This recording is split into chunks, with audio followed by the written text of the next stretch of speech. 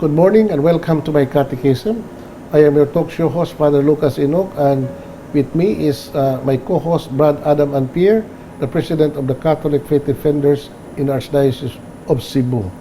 Today is the second Sunday of Lent, and our Gospel reading is taken from the Gospel of Matthew chapter 17, verses 1 to 9, and this is about the transfiguration of our Lord on Mount Tabor.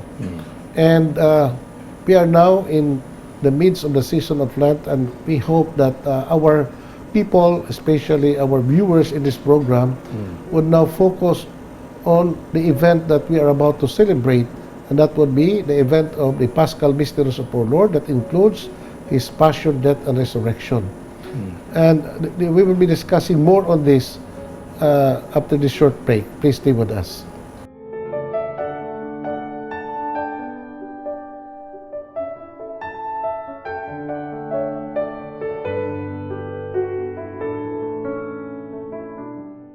Thank you for staying with us. Good morning, Brad Adam. Good morning, sa Father. itong mga viewers. Good morning. Hinaot nga nga itong mga katauhan na sa may kahimtang karong panahon na, Brad.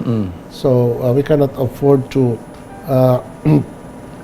na magpasagatas itong kaugaligon, especially our health, because today, as we all know, lisod na kaayo nga makasakit ang tao. No? Because things, especially prime commodities, Brad, labihan na yun ka mahal, no? Mahal kayo di. So labaw na nga mahal ang tambal, mahal ang magpa-doktor, more so mahal ang magpa-hospital. So matod pa sa tinagalog, bawal ang magkasakit. Bawal ngayon. magkasakit yun. So hopefully we are in good shape. Hopefully our people, especially mga kabataan, are also in good health. Unya, Brad, kining mata sa panahon sa Kwaresma, hinaot nga kita itong katawhan, so we will become more serious of the event that we are celebrating. Nanong ako nag-isulti, Brad, kay lagi ni atas panahon sa Kwaresma. Lent or Kwaresma, pero para sa mga tao, naghanap itong mga kaigsunan, they're Catholic, they're Christians, and yet they don't know how to distinguish between this season nga ato karong sa ulog kaysa ordinaryong adlaw sa atong tuig, no? So kining pamalandong nato, Brad, sa panahon sa Kwaresma, usa kini ka pamaagi, Brad, aron kita mutubo diha sa atong Kristohanong pagtuo. Kay what is important nowadays, Brad, no? So is the spirituality of the people.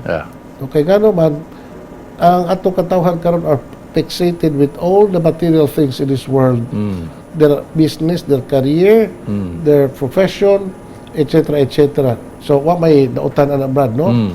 We have to take care of all these things because we need to grow in this particular aspects atong kinabuhi, ang atong career, to profession, ang atong trabaho. There are people who are engaged into the secular order of the world, no? These are also good, no? I am not saying that these are bad. But over and above all these things, the material goods that we are seeking kada adlaw, Brad, no? Dili na to i-neglect ang usa ka importanteng butang, and that is the good of our souls, the salvation of our souls. Amen. Because that should be the ultimate goal that we have to achieve. No? Kita karon panahon na, Brad, no? People are trying to they try to strive for excellence sa ilang field. Excellence to become good and successful sa ilang mga undertakings, sa ilang career, sa ilang talents, sa ilang abilities, no, etc., etc. In the field of academics, in the field of science, in the field of culture, in the field of education, and etc. But I wonder, Brad, how many of our people are trying to excel themselves in the art of spiritual life, in the art of what we call spiritual living. Nga naman, Brad, ito pa, what does a profit a man if he excels in all these things in life, but loses his soul? Amen. So, mao na, Brad, no? Atong atimanon sa batong kalag. Di lang kay ang atong mga tawhanon, kalibutanon, mga secular concerns atong kinabuhi, atay ngayon natong hatagag pagtagad, labaw na to hatagag pagtagad ang atong espirituhan ng kinabuhi. Ano man, because the goal of our life in this world, the reason why we exist into this world is in order for us to become holy. Amen. So, holiness of life is something that we have to achieve in this world while we are still alive, Brad. Ano man, we know that we cannot enter into heaven if we are not holy. Correct. Because heaven is the abode of the saints. Amen. So for us to be enrolled in the company of the saints, we need to be holy. Amen. We need to be saints. Ikaw, Brad? Sa pag-eskwela ko sa una, bata pa ko, tayo gitawag og Boy Scout, ang motto, laging handa. So prepare ourselves. So, more so in our lives, pagidaro na to, we have to prepare. Kay, according to our Lord Jesus Christ in the Gospel of Luke chapter 12 verse 40, prepare yourselves because you not know when the time will come. Atong tagsa-tagsa ka, itawag na to individual eschatological life na to. Kano sa tamatapos, then at least we prepared for this spiritual life. This is very important because according to the wisdom, salus animarum suprema lex, ang kaluwasan sa itong kalag may very important sa aspect sa itong tagsa sa kinabuhi. Katoy magiging padre nga dili man daotan, pagpaningkamot also sa atong inadlaw, but more so ang ato ang spiritual life. Okay, Brad. So, karong panahon na, Brad, no? Maukaroon ang mga panahon unta sa atong kinabuhi to really examine about the meaning of our life, the meaning of our existence, why we are in this world now. Sometimes, no, we are so concerned about our material, worldly needs, no? And we neglect to take care of our spiritual well-being. So kana lang ba, no, kana to go on a spiritual exercise like retreat, like going to confession, like exercise of mga devotion na to, Brad, no? Tangabo na itong pagtagad, no? Hindi lang kay patuyang na sa itong mga concerns di kalibutan, to the point nga ma-neglect na to ang atong espirituhanon nga mga paghinahanglan. No? So we need to strike the balance atong kinabuhi, Brad, no? While we are very particular of our physical well-being, we also have to take care of our spiritual formation, no? Aron nga we become mature Christians, we become holy as what Jesus said in the gospel, that you have to be holy just as your Father in heaven is holy. Amen. And you know, Brad, the Second Vatican Council, no, teaches us about the importance of universal holiness. Kining maong balaod sa Ginoo nga pagbalaan ta is not only exclusive to the chosen few, to the priest, the religious, but this is our common vocation. This is the universal call from the Lord. From the Lord. No? Without exception. Yeah. Whether rich or poor, young or old, no? Ang importante nga kita magbalaan. Pero ang akong pangutana, Brad, in what way nga kita mabalaan? The only way that we will be able to achieve the life of holiness is, first of all, kinahanglan ta nga mahiusas Ginoo because it's the source of all holiness. That we have also grow in faith. We have to grow in a relationship with God, with a relationship with our fellow human beings, and we have to exercise all the Christian virtues according to our state of life, and we have to live a healthy life of prayer, and especially receiving the sacraments, because the sacraments are the ordinary means in order to achieve holiness in life. Because we know the sacraments but are what you call the channels of graces. Amen. Nga atong maangkon gikan sa itong Ginoo, no? We know that sacraments are outward signs instituted by Christ to give grace. That is the technical definition of a sacrament. So the purpose why Jesus established the 7 sacraments of the church, ang katuyuan yun, Brad, is for us to be holy. Amen. To receive grace, and not only receiving that grace, we have to live that grace that we receive. Mao na siya, Brad. Nakaroon, hining na ako'y mga pahinumdum na sa itong mga kaigsunan, Brad, no? Labi na sa ito mga magtutudlog sa itong mga ginikanan. No, we are supposed to be the formators of our young people in their lives, in their spiritual, moral formation, Brad. So, we know na we are a product of our time, Brad. We are a product of our own culture. Inautunta ka itong mga bataan karon ba, we are living in a very advanced world in the field of technology. Now, unta nga ato magiyahan itong katawhan, labi na itong mga bataan Brad, no? Na dili sila magpalabi nining mga modern gadget of communications, especially internet, cell phones, etc., etc. All these what you call different modes of communication, modern modes of communication, Brad, kay dako kay nag-influence itong mga bata, Brad. Bitaw. So, I'm afraid nga our young people, even adult, no, are addicted to this kind of addiction, Brad. No, di na lang gani bukaon na magtuong kay naara diha sa internet, yan sa cellphone. No, what values ang makuha sa mga bata nini, Brad? What spiritual and moral values nga ma-inculcate sa ilang kinabuhi if we, the adult, no, would not guide these people. Amen. No. Busa, this mode of communication, Brad, this modern media of communication, these are good. These are product of human intelligence. In itself, mayo. Mao na kinahanglan gamiton nato ni dili to destroy our lives, no? Correct. But to educate us, to form us using this modern media of communication. After all, no, we need this media of communication in order to evangelize the world. Amen. And this is something that we have to reflect. And we will be back after this short break. Please stay with us.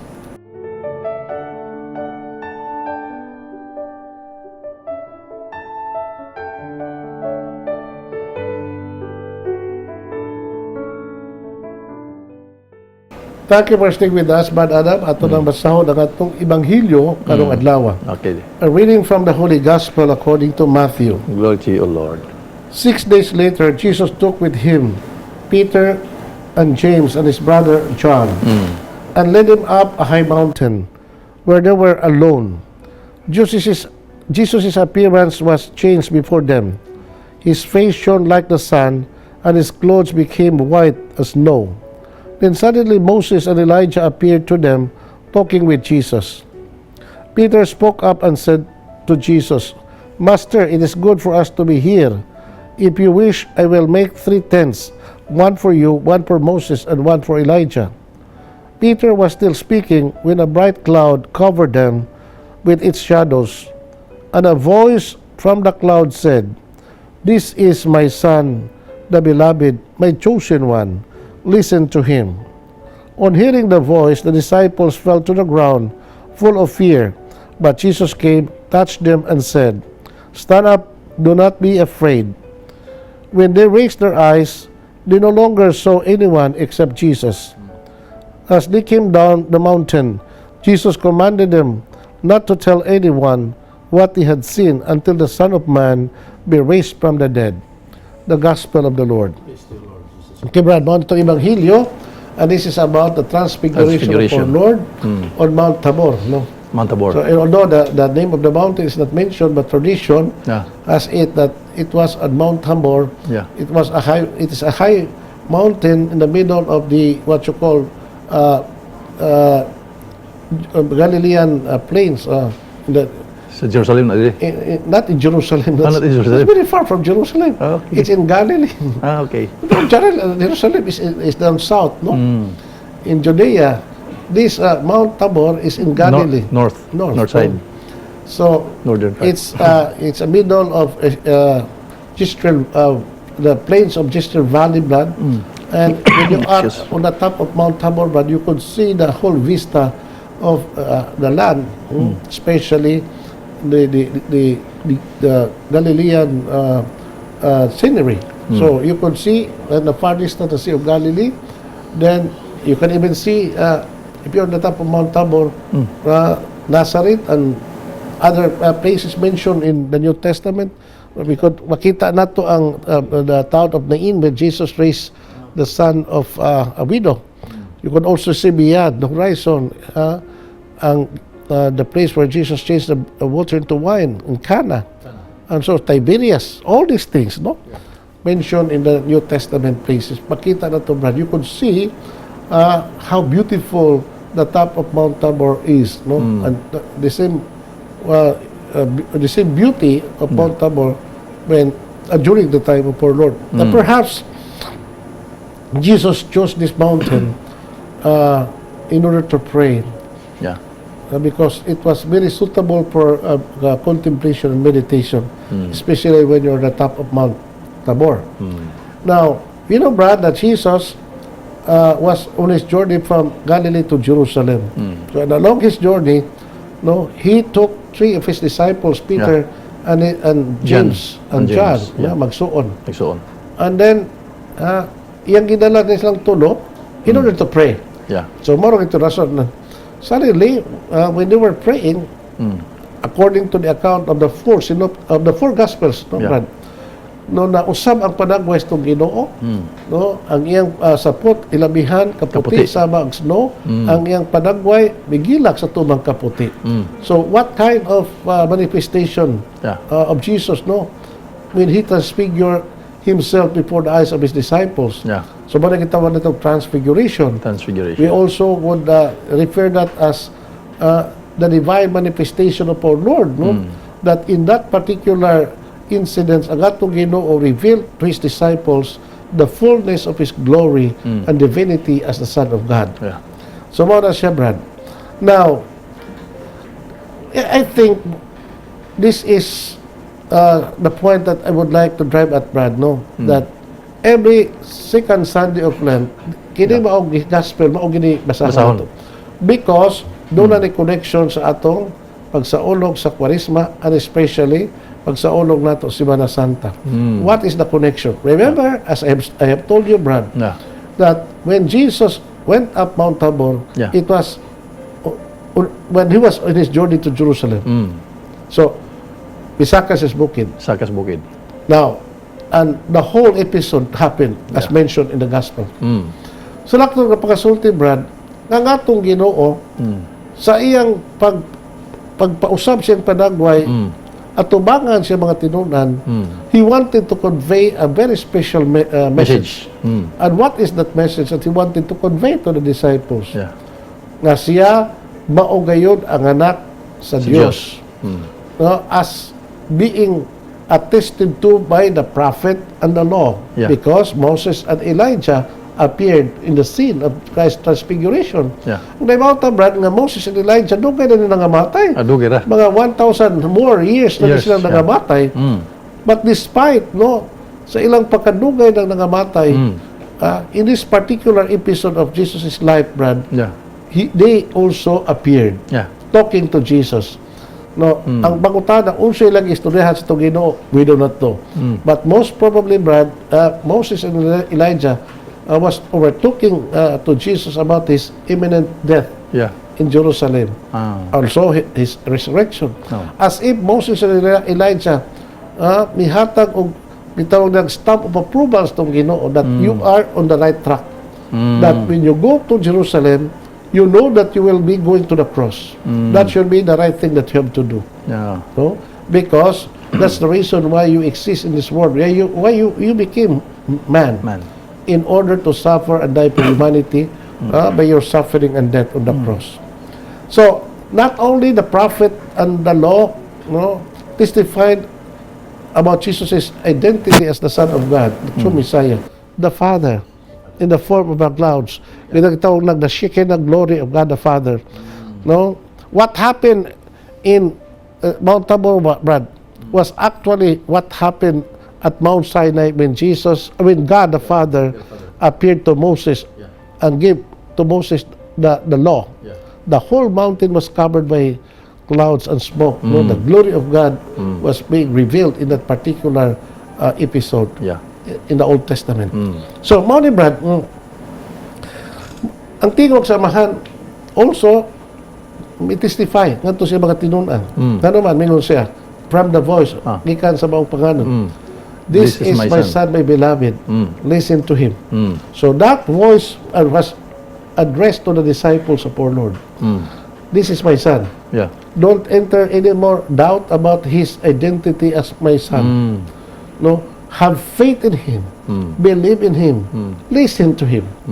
Unlike that of the episode of Jesus' baptism in the Jordan, where God the Father also appeared. Yeah.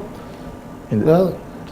And in fact, in that baptism of our Lord, not just the Father but the Holy Spirit. Yeah. The gates of heaven were open, and the Holy Spirit, overshadowed, not just overshadowed, but hovered above Jesus in the form of the dove. Yeah. And then the voice of the Father was heard. You are my son, my beloved. Yeah. In whom my favor rests. Yeah. No? So that voice of the Father was addressed to His Son. Okay. Karon Brad, kung say message tong Ginoo ngadto sa mga tinunan, no, ang mensahe mo, now you have seen me as I am. No, I am indeed the true Son of God, as what you have witnessed in me. Ang iyang himaya, ang iyang glory, ang iyang power by the changing of his appearance, Brad. By his transfiguration. Yeah. He made a great message. He communicated a powerful message sa mga tinunan. Now you have seen me as I am. I am really the true Messiah, the Son of God. According to Moses and Elijah, then the voice of my Father. Don't entertain any more doubt about me. Okay, nga naman, Brad, at that point, Brad, ang mga tinunan sa itong Ginoo, napa nila pagduha-duha. Napa nila pagduha-duha. Wapa sila yung pagtuos itong Ginoo. So, duha pa to. Pagduha-duha pa rin itong Ginoo. Wala, ayaw na pagduha-duha, magtanga na. Mapadong na ko sa cross. No? Unya, tingali, when you see me dying on the cross, tingali, mausap ang inyong nahuna, but never mind. No? Nining pagkausap sa kong padagway, this is the preload sa akong pagkabanhaw. The foretaste of Christ's resurrection. And this, we will continue discussing this our reflection, Brad, no? So, mag-break sa tagkadiyot. Please stay with us sa atong mga viewers. Okay. We'll be back.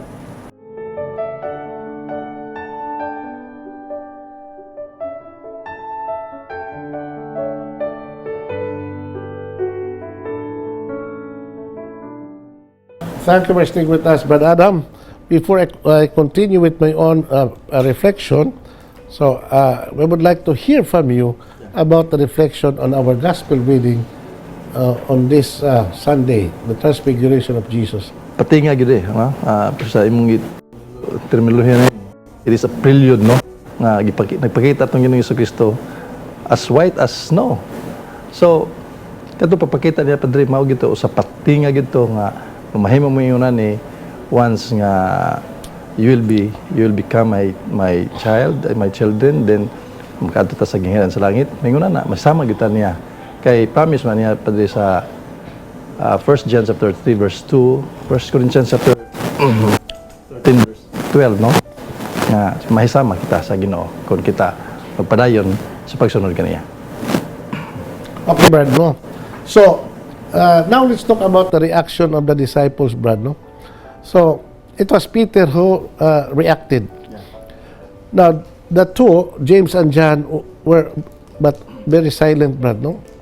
Nga naman, perhaps they were being overwhelmed by the emotion of that experience, Brad. Kita, Brad, dili kita maka-appreciate, no, of the magnitude, no, of that experience that the disciples, no, feel during the time na nakita itong Ginoo nga na transfigure.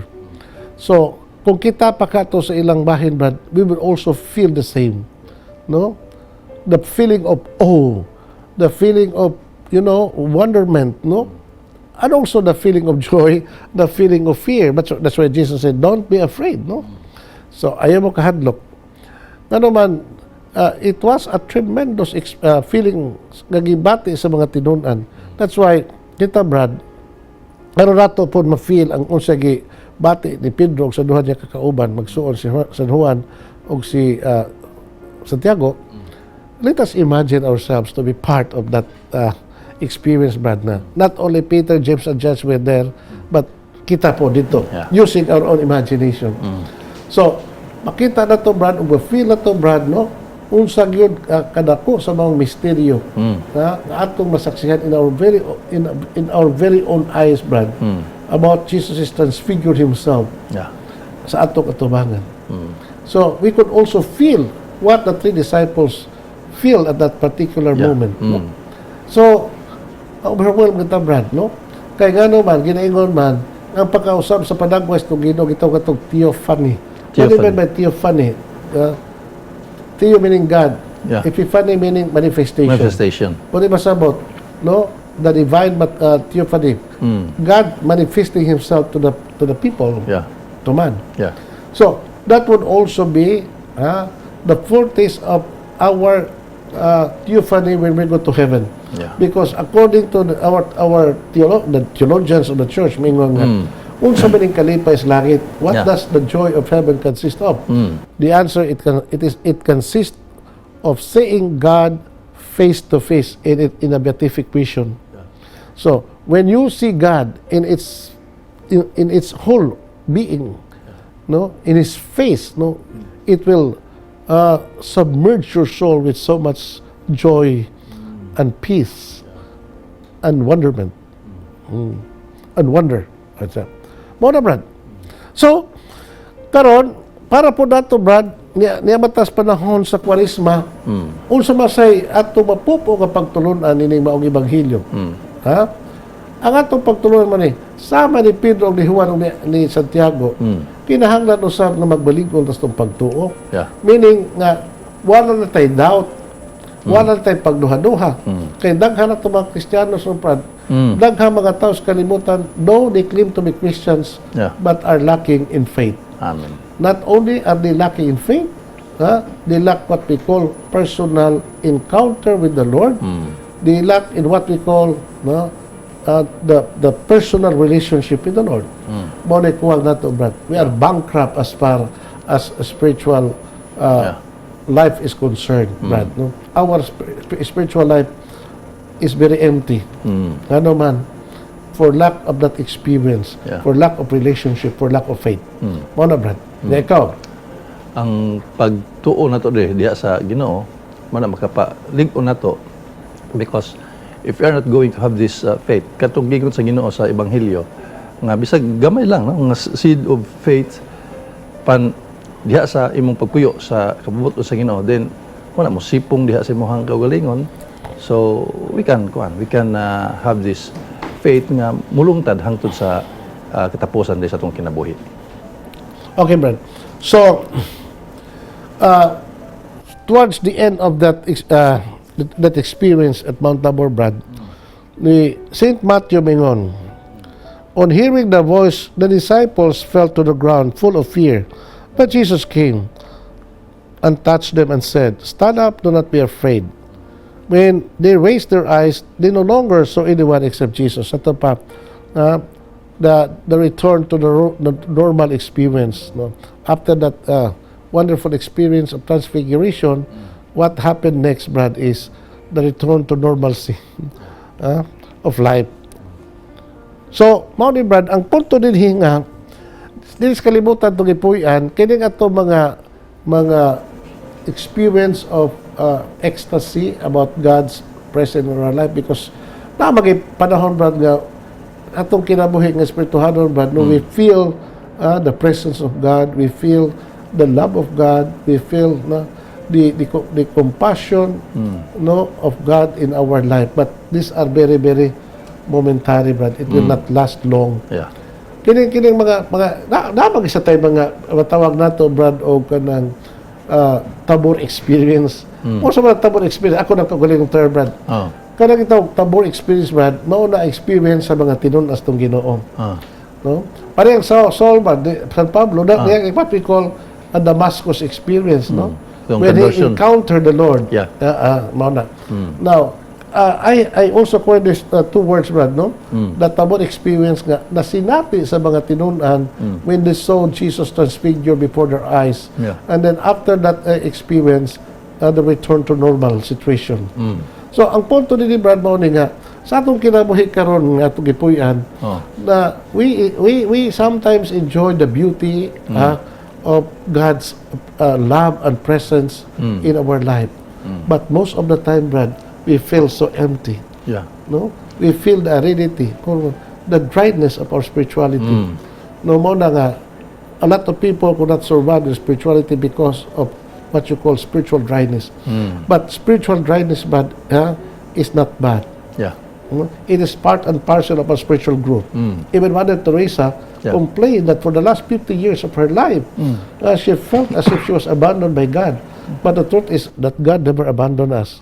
So, in moment of our dryness at spirituality, but in the moment that we feel as if God is so far away from us, the reality is that's the time that God becomes so close to us. Nga naman, because our spirituality is not only based on emotion. No? Muna, Brad, Kanang feelings and emotion, Father ba?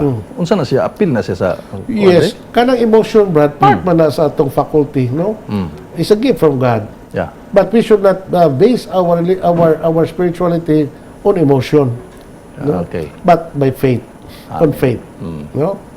So, muna, Brad, nga, ang labing nindot, Brad, despite the experience of aridity of our soul, the dryness of our soul, Brad, but if we remain close to God, united with God, despite the absence of consolation of the Spirit, Brad, kana, Brad, is very, very meritorious on our part. No? Kaya diha na to, masukod sa Ginoo ang atong gitawag og fidelity niya. Fidelity. No? Our faithfulness to Him, Brad. Na kining atong relasyon sa Ginoo, Brad, is not only based on our emotion. Yeah. When our emotion is high, then we feel that we are taas kaya itong spirituality. But what about when you are down in your emotion? Kada, Brad, mauna maginay, ipakabugatan sa ubang mga tao. Correct. The feeling of, ecstasy, the feeling of what you call this spiritual consolation. Kada, Brad, I'm not saying that it's also good. Yeah. We need that kind of experience, Brad. Pero that is not the ultimate tests of our spirituality sa atong relationships with Ginoo. Pero at least part na siya, Padre. Part na siya. Mao nga mingon ang Ebanghelyo. As they came the mountain, Jesus commanded them not to tell anyone what they had seen until the Son of Man be raised from the dead. Ito pa, mingon, the message of our Lord now, we have to continue with our journey in Jerusalem because my mission is not here in this mountain, but on Mount Calvary.